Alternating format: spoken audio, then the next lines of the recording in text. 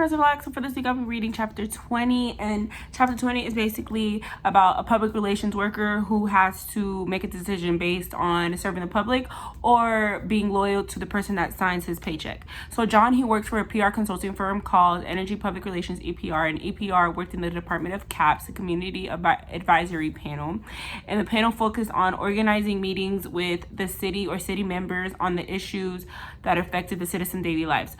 So the goal of CAP was to build mutual respect between mutual respect and trust between organizations and community members. And these panels, like, they had diverse people in it, and companies that focus on energy related fields, so like coal, electricity, stuff like that. So John and his team put together John and his team put together a group of stakeholders and local companies, and while they wanted to keep CAP's purpose was basically serving the public and being as neutral as possible, like helping the stakeholders and like members in that meeting, being transparent with each other and building trust. They wanted to keep that their purpose alive while in the meeting, and they wanted to minimize conflict between the stakeholders.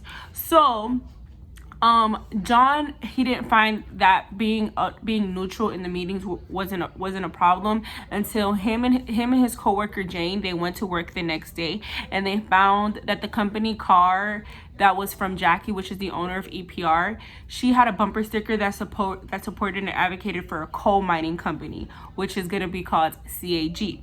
And so John and Jane felt like this was unethical for Jackie, the owner, to have that bumper sticker on the car, because it's like, if we go to these meetings with other stakeholders that are in the related field, they're gonna think that we're biased to them and not staying neutral like we told them that we were. So John and Jane brought this up to Jackie and saying that we don't feel comfortable taking the company's car during these meetings because the organizations that are there, they're gonna think that we're not being neutral like we said and keeping our promise.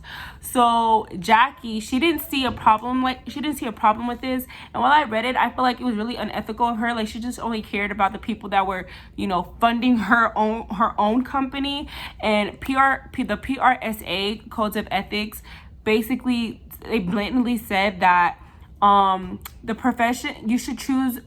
Serving the profession by being truthful should always be the clear choice above serving the employer and self in situations. So Jackie obviously didn't, she didn't see that, oh, maybe I should like serve my profession before I serve myself in my own company. And I feel like this is really unethical. So if I ever come across like an organization or a job like this, and I see that my manager doesn't see a problem with advocating for a certain group, and see that this can jeopardize the company and other business that we can cultivate, I would bring this to awareness. And I'm kind of surprised that that John and Jane stayed with her, knowing that she chooses her self-satisfaction in her organization rather than being truthful to the community and the organizations that she represented as clients.